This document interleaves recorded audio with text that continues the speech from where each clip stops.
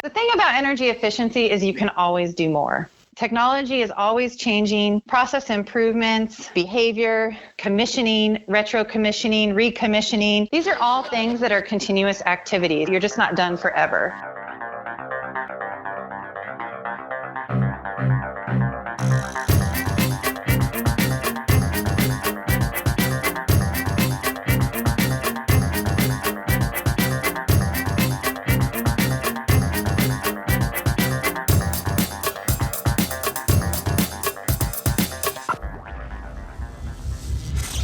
This is Energy Cast, and I'm Jay Dowenhauer. Today we are talking about energy efficiency, the business of not using power, and it's probably one of the fastest growing parts of the energy sector. According to the Department of Energy, based on the latest labor statistics, approximately 2 million Americans worked in the energy efficiency sector in 2015, with another 250,000 jobs anticipated the following year. That's a lot of growth in an industry that drives a decrease in demand. So why is energy efficiency so popular? For one, it's a lot easier to get more from your energy by doing less with more. Second, there's a lot of waste out there. Inefficient lighting and equipment such as heating and air conditioners, old buildings that are improperly insulated, or windows that let in too much afternoon sunlight. As our guest today shows, some efficiency investments can lead to paybacks as quick as a year. I also believe that high energy prices will lead to energy efficient solutions. We saw this last decade when oil prices shot through the roof. I also saw a lot more electrical efficiency efforts during that same period when electricity prices went up due to volatile natural gas prices. I told you that I believe in envirocapitalism, the intersection of economic and environmental interests. If energy prices are high enough, people will seek out ways to conserve and save money. Energy efficiency efforts also have been helped along with generous rebates. Many utilities offer these rebates. Now, many of you may be wondering, why would a utility want us to use less of its product? Most of you probably live in a regulated market, meaning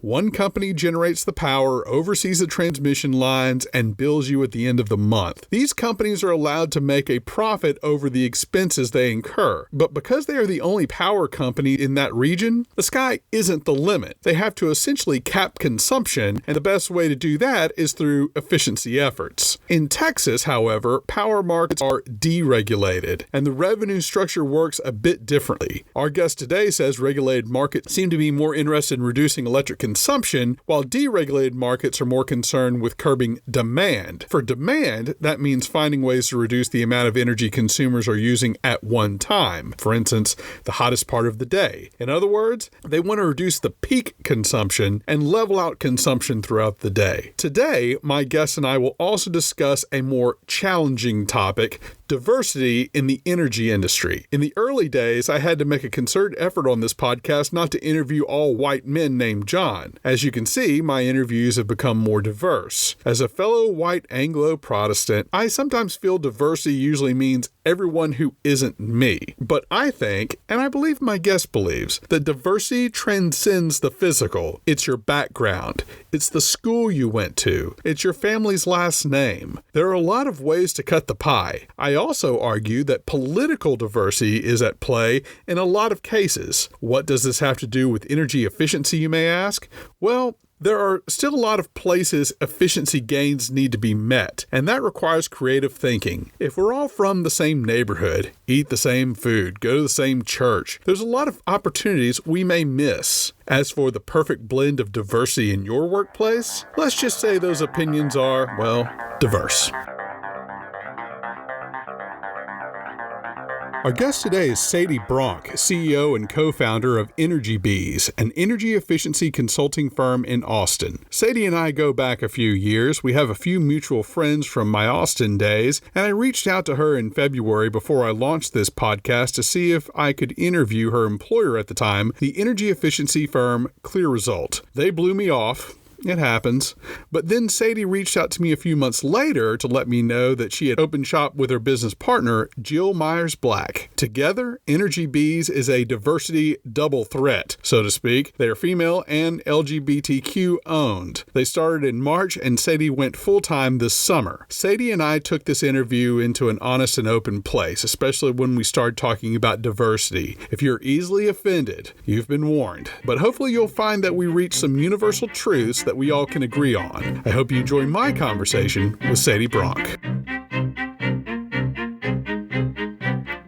We are here with Sadie Bronk, president and co-founder of Energy Bees over in Austin. And Sadie, you spent a majority of your career at Clear Result in Austin. They're well known for being a big energy efficiency player around the country. Now you've moved on. Why did you head out on your own? Well, there's a bunch of reasons. I've been in the industry for a while, worked at a utility, and then went to the consulting side to see if I had the chops to make it in the competitive world of energy efficiency, not just a monopoly. And started there when it was really small and helped build that company to what it is now. When I arrived, it was about 100 people, and now it's nearing 3,000. And with growing companies comes some growing pains and a big corporate culture. As my time went on there, I realized, I really like that startup environment, and it comes with its own stresses and uniqueness, but I think I could thrive in that and do it on my own. I've always had a desire to be a business owner. Both my parents are entrepreneurs. They actually started a little bit later in life, and they said, do it now, do it now. I turned 37 on October 1st. I probably shouldn't broadcast that, but I just did. And I'm 38, so hey. There you go.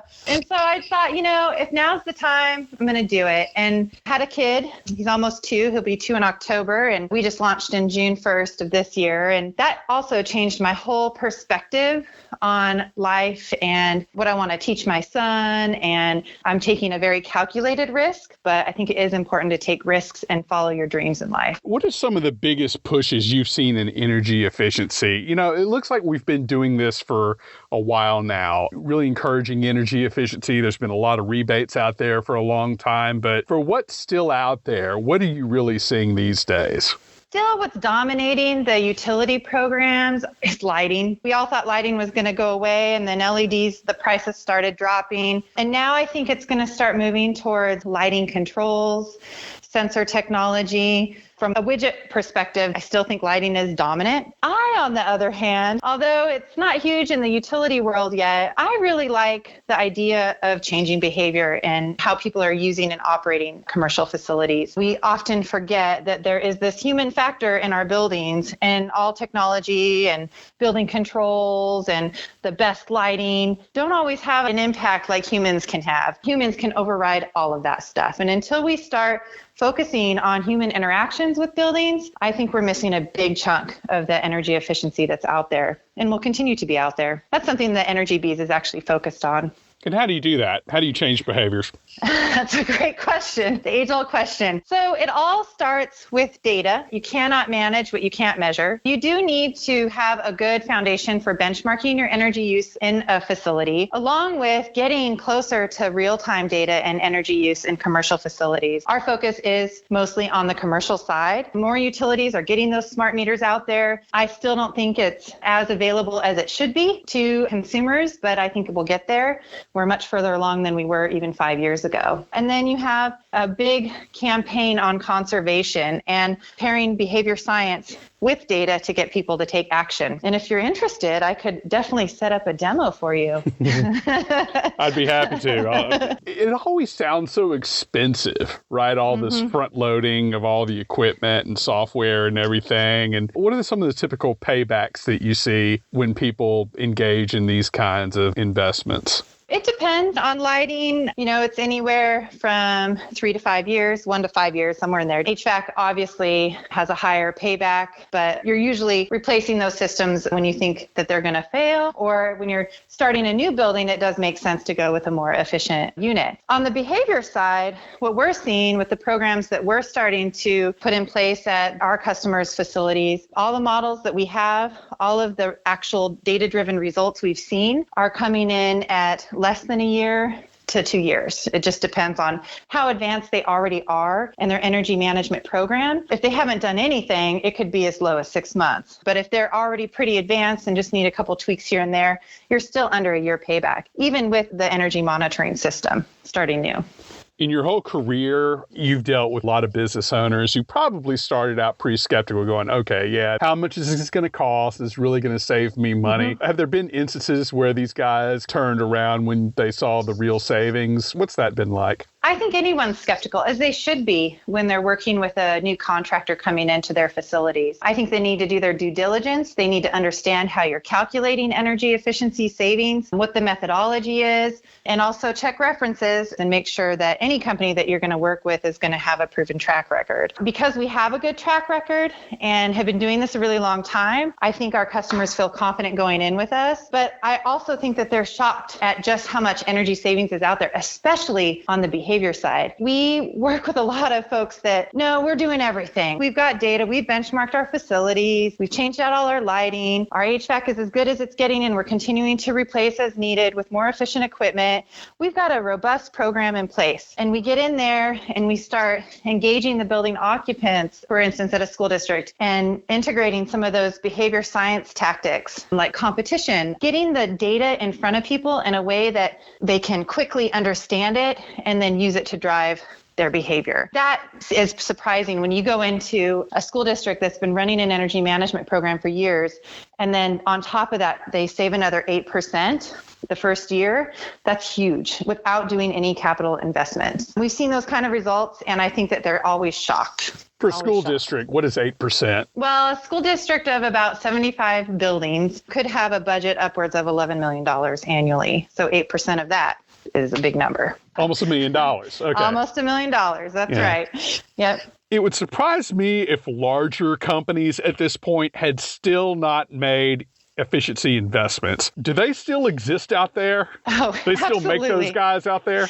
Absolutely. Absolutely. The thing about energy efficiency is you can always do more. Technology is always changing. Process improvements, behavior, commissioning, retro commissioning, recommissioning. These are all things that are continuous activities, and they have a shelf life. So when that shelf life is up, you got to revisit it. You're just not done forever. And are there any groups of commercial businesses out there that you find really haven't embraced energy efficiency like they should? Have you noticed like there's some do it better, some are not quite as engaged at this point? You have the gamut, right? You have really sophisticated customers like data center operations or hospital operations. There's so much potential in those facilities. Their facility operators and managers and plant managers, they are doing a fabulous job at keeping those facilities up and running. But oftentimes, if you're engaged with the same facility and you've been doing the same thing the same way for 10, 15 years, there's new ways of doing things. There's new ideas, there's new approaches and equipment that can help you out. So I think data centers have a really good opportunity. I've done a lot of work in some data center facilities, and that area is changing drastically. It's just such a big energy consumer that there's a lot of money going into research and development and new technologies to save energy in those spaces. What kind of companies are you seeing not really embracing energy efficiency where they could make big gains? I always target the public sector because I think that their budgets are tight. They have a lot of competing priorities. Energy is not their most prominent priority in most cases, and their staff don't have a lot of the resources to save energy. So city organizations, county organizations, school districts, I think there's so much potential in those spaces to do some low cost, no cost energy efficiency savings. The other industry I think that's up and coming that could use a lot of help, and this is a touchy one, but it's happening, and in certain states it's legal, is marijuana grow operations and horticulture. Huge energy users, and we're really starting to see this emerge as a place to save energy and educate the facility operators of those facilities to use energy in a smart way. There's new operations that are popping up. We want to make sure that they're built efficiently. I read a book which is about the business of that. And my understanding is that the lights and the air conditioning required to keep humidity levels a certain way. And CO2 levels. Right. Yeah. Because you're basically farming indoors in those cases. It's a very complicated process, and it's a unique type of facility. And a lot of the people that have the knowledge to do that don't also have the knowledge in the energy efficiency space. In order to be competitive in that space, I think you're going to need to become energy efficient and become experts in energy efficiency and how to operate those facilities, because it's going to start becoming more cost competitive too. Right. And I think the other things I've found interesting about that book is the guys, the quote unquote experienced folks with the plants, had been operating like drug dealers for years and years. Absolutely. And to run a legitimate operation like that was a completely new set of skills. Mm-hmm. It is quite fascinating what's happening in that space. You're absolutely right. They're very efficient in how much product they produce off of each plant. But when it comes to the energy used to do it, not a big clue there. So just need a little bit more education on that end of things. Right. I can understand it where there's a company that's been around for 60, 70 years, and they're just now getting around to energy efficiency. They grow a nominal rate every year. It's been steady. They're fine with it. I get it why they might not be open to embracing it. But do you find that there's a lot of newer companies that start out that maybe aren't taking as big of an advantage of being energy efficient as they could, and there's ways that you could help them? I'm thinking of like the Amazon building all these new distribution centers and things like that. Right, or even these places that start out and they have these large warehouses that they've taken over from somebody else. So anytime you take over an older facility, there's going to be opportunities. I think the Amazons of the world, they get it. The problem is you have so many competing priorities and you have a certain tight budget. And if something goes over, something else gets cut. And often what gets cut is the energy efficiency, right? Because the initial upfront cost is more, but the long-term goals are worth that upfront cost. If a new plant was built today, and let's say it's a distribution center of some sort, I guarantee you we could get in there and find some energy savings to be had. To get those facilities online and running in the way that the equipment was meant to be installed takes time, oftentimes 1 to 2 years to dial it in so that it's operating at its optimal efficiency. So I think they're installing the right equipment, but they might not be using it properly. So that's where that commissioning component comes in. And I think that that's the part that's missed with a lot of these new companies coming out. It's been around for a long time, but you have a bunch of school districts, city facilities, large campus, corporate campuses that may have server farms and closets and in weird facilities that they weren't necessarily meant to be in. And yet they're cooling them like a meat locker. What has really changed over the last couple of years? I would assume that most of those data centers at some point will be going to something a little bit more solid state without a disk drive and the need for a fan, and that's going to really help with a lot of that stuff. What are they really moving toward there? They're moving towards some weird stuff, like where the servers or the chips are completely submerged in some sort of liquid that cools the actual equipment so you're not cooling the air around it. It's crazy the things that they're doing in that space because it is so energy intensive and it's worth the research, right, to invest the research into it. Server consolidation and virtualization, the cloud, that's been a big thing where you're reducing the number of servers it takes to process all this data. The way that you're cooling the space and the temperature that the servers actually need to be kept at doesn't need to be freezing cold anymore. It can be a little bit higher. And if you funnel the hot air out in a certain way, you can use that hot air in another place. You target commercial customers. Tell us why commercial is really the Goldilocks area for you guys to operate. It's just my personal preference. I like the outreach, and my background is in utility account management for key accounts, so the large commercial and industrial customers. And I just really enjoy working with those folks and seeing all the different facility types out there. They all have their unique uses, but they all require energy. And how do you manage it at each of those different types? Why do you prefer that to industrial? Industrial is, I'm not an engineer. I think if I was an engineer, I'd really like the industrial because you're getting into the industrial process. I don't mind walking industrial facilities, but oftentimes I don't have that engineering mind to quickly be able to understand the process and then get in there and tweak it. I have engineers that can do that, but it's not necessarily my sweet spot. So I'm in North Carolina, you're in Texas. Utilities in the regulated markets have certain mandates when it comes to energy efficiency, and that makes it real easy because it's just really one power company is in charge of everything. But it's different when it comes to deregulated markets, such as Texas, where you're paying your power bill to one guy, someone else is making the electricity, someone else who's regulated is controlling all the transmission. Explain to those out there, whose responsibility is it to make efficiency gains? In deregulated markets, the mandate is on the T&D company, transmission and distribution company, to offer incentive programs. But let me say this. I think that energy efficiency is the responsibility of every single individual out there that uses energy, turns on a light switch in a day. Regardless of a mandate or not, I think energy efficiency will always be relevant. I do have to say that coming from a regulated market in the Pacific Northwest and moving to Texas, I thought this place was crazy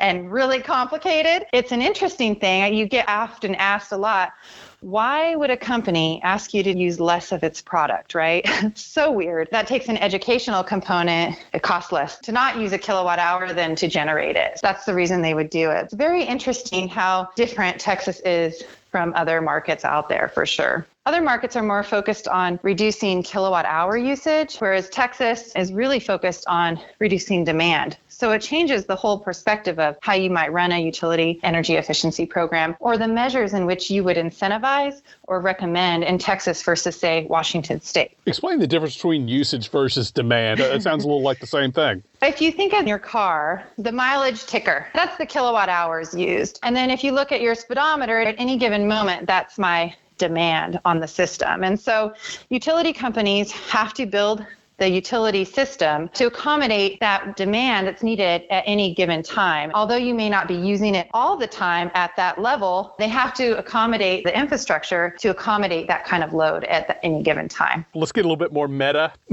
For an instant, when we first started talking about this, you said that one of the reasons that you went out on your own is there was a lack of vendors that were minority owned. Is that right? Mm-hmm. Yeah. Okay. And tell us a little bit about that and the need for diversity and why there's a need for that. Whenever you're working with utilities or even large corporations, a lot of them have diversity spend goals where they're looking to diversify their purchasing power with all sorts of different kinds of vendors. And I really like this because I was a director at Clear Result. That's the position in which I left at, and looking to move up in my career to a VP, senior VP, and maybe someday the C-suite, but I've made it. I gave myself a promotion starting my own company. But anyway, I didn't see a lot of people like me at the top, right? And I think a lot of other minorities feel the same way, whether you're female, LGBT, Black, Hispanic, you're not seeing a ton of that at the C level or even director and above within a lot of corporate America. When we were going out to big RFPs for utility companies, they were mandated to work hard to achieve a certain spend with a diverse, so maybe 20% of the budget needed to go to a diverse supplier. So we would be looking, we as in Clear Result would be looking to partner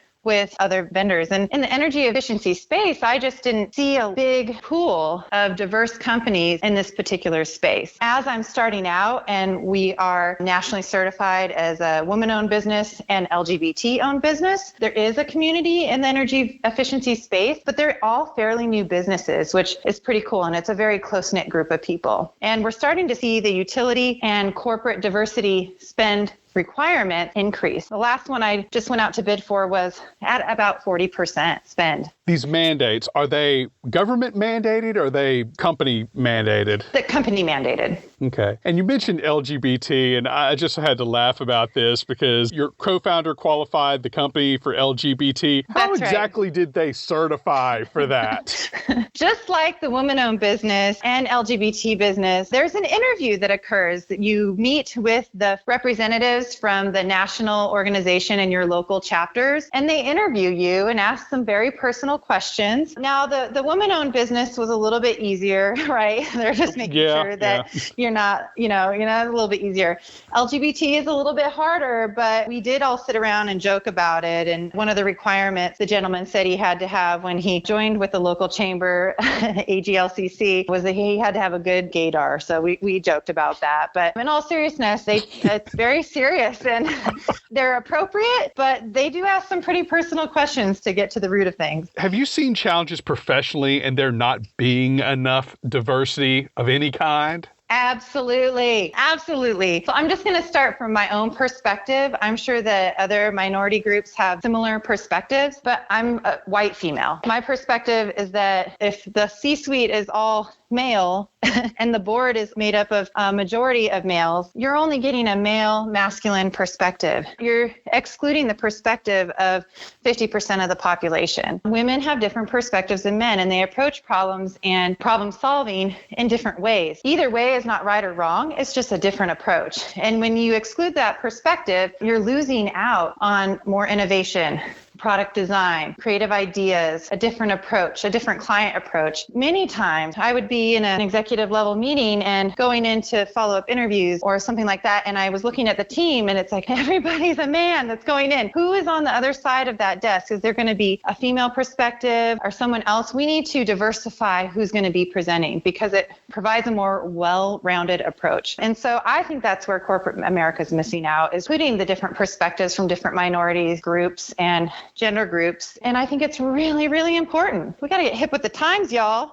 And as being a white Protestant, I can totally relate to all that. But no, seriously, I'm wondering, we always talk about differences of opinion, but think about this. Has there been times where you've been in a meeting in a boardroom and you're the only woman? Do you think that those groups could be accused of groupthink because they were all like, you know what I'm saying? Absolutely. Yeah, I absolutely think so. And it's not like white men are going out of their way to harm me. I don't feel that way. What I feel is that groups of a feather flock together, right? You tend to gravitate to where you naturally feel comfortable. And where you naturally feel comfortable is oftentimes people just like you and think like you. And so it feels uncomfortable when you're presented with a different perspective or a different way of looking at things. The other thing is that to get into that group, it's always about who you know and who you network with. And we also tend to network with people that we feel comfortable with. I think that's why all these diversity rules and goals are being set, is so that it helps companies like mine and other diverse companies break into that group, get that little leg up to start networking with those people and get them feeling more comfortable working outside of their social norm. And so, yes, there is a group think. It's very intimidating sitting in a room where you are the only one of a kind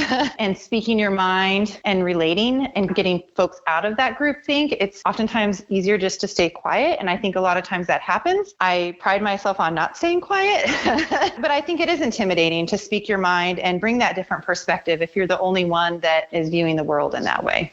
And I'm curious, you want everybody represented. Does it need to track with like the national population? What usually is your benchmark with that? I am sure that there are studies and research and very strong opinions about this question. And I'm a little reluctant to answer with my opinion, but I'm going to do so anyway. What I can tell you is how I feel about it. I think you need to open up the possibilities to a diverse community and open the door for that networking to happen and open the door for that experience and a different perspective to be let in. And once you have a qualified pool, a qualified diverse pool, then it's about selecting the right person for the job. Does that make sense? Oh, so absolutely. You're I agree. Opening up the pathway. Look, and I certainly don't believe there needs to be a cap. Well, your demographic is only 20% of the country, so we're only going to let 20% in. I mean, that would be horrible. And there's a lot of other barriers to what you call the C-suite. I've worked in a lot of places where, because I wasn't a Lambda Chi at Texas, there was no way that me with my little LSU degree was ever going to go anywhere. I think you see this a lot in a lot of smaller companies, especially these family-owned companies. I love it that they take so much pride in being family-owned, but in any other case, that would be called nepotism. And I think there's one last final frontier in diversity, and that's something that we all give it lip service and we all want it to get better, but political diversity. I'm a Republican. I lived in Austin for 8 years, and my joke was always that all walks of life are welcomed, but if I mention I'm a Republican, I'll be eating all my lunches alone. and we have some mutual friends and everything. I think I got called the token Republican. And that's hard, I think, for people to want to have that kind of diversity, this diversity of ideas, because a lot of times you don't want to hear opinions that aren't your own. And tell me a little bit about that. I mean, you most certainly wrestle with that, I'm sure. I do. I feel most comfortable around people that think and do things like I do. But as a business owner, as a mother, as a wife, as all of these things, I have got to keep an open mind and open the doors to other perspectives and other ideas, because there's a whole other population out there that I'm also trying to serve. I feel like I need to hear your voice, Jay, and alongside my voice. And I am open, and I think it's so important to get out of your comfort zone, ask tough questions, have tough conversations. I mean, frankly, diversity in politics are some of the two toughest things to talk about. Yeah. And so we just kind of avoid it. But I feel myself talking a lot about it more recently. And as you do it, it starts to get more comfortable. So I think you need to surround yourself with people that do have different opinions than your own. And as long as it's a mutually respectful relationship and it's not abusive, I think it's really beneficial to any business, any organization, and also just in everyday life. Actually, my household is divided. My husband is Republican. I'm a Democrat. So you can imagine what that's like sometimes. Oh, so my. yeah, it'll be very important as we raise our child to have those open communication, but with respect. The other thing, here you are, you're just starting out. You always think you're prepared, but what is the one thing that has been the biggest surprise running your own show? When you run your own show, the paycheck doesn't come in steadily. Cash flow, I think the patience factor, being patient, I am shocked and amazed and pleasantly surprised by the support that other small businesses in the energy efficiency community, conservation community, LGBT community, and WBE community have provided Energy Bees. It's just been tremendous, the networking doors that have been opened and the help that we all are providing each other, whether it's going after a bid through subcontracting or pulling the right team together. It's been really fun. And I don't think I necessarily was expecting that. But again, just being patient and having faith that the hard work, the risk will reap the reward. Well, we wish you all the luck. And I'm going to finish off with a lightning round of your thoughts on different energy technologies. The first one is natural gas. Duh, that's the current thing. Crude oil. Old school. Nuclear. Wouldn't it be great, but too risky? Coal. More research. Wind. Need backup. Solar. Need backup. Biofuels. Competition with food source. Fuel cells. Too expensive. Hydroelectric. I'm from the Northwest. I love it. Geothermal. It's a good thought, but really expensive and risky still. Electric vehicles. Oh, I love them. I love them, but need wide adoption and better batteries and range anxiety. This is one that I've never done, but energy efficiency. You guys, I always forget the negawatts, but let's go ahead and add that one. Energy efficiency. Will always be there. And then finally, nuclear fusion. Oh, it's like the dream. And it always reminds me of that movie, The Saint, with Val Kilmer, like back in the day. I'm a big sci-fi buff, and so I love the idea of nuclear fusion, but we need to advance more in our research and make it feasible for everyday life. All right, Sadie Bronk, Energy Bees, thank you so much for your time. Thanks for having me. That was Sadie Bronk, co-founder and CEO of Energy Bees, an energy efficiency consulting firm based in Austin, Texas. Energy Bees is a member of the Women's Business Enterprise National Council and the National LGBT Chamber of Commerce, and Sadie says those groups have offered them tremendous support. According to that DOE report I cited at the beginning of the program, women make up about a quarter of all energy efficiency jobs, which is on par with other energy sectors such as generation and fuels. But you also have to remember that women make up half of the total American workforce. There's certainly a lot of room for growth, and we hope to see a lot more firms like Sadie's in the future. I've linked that report and more at energy-cast.com. Check out some cool pics from Sadie on Instagram at HostEnergy. All guests are sent the raw and completed programs the week of release. So far, no complaints. Now, since I've last been on the air, I've started a new day job, so it's probably safer if I disclose that the opinions expressed on this program are mine and not my employer's. Music was produced by Sean Stroop at Stroop Loops. That wraps up episode 27. Be sure to join us next time when we learn how waste in Africa is lighting up their night skies for the first time ever. You won't want to miss it. Until then, I'm Jay Dowenhauer. We'll see you next time.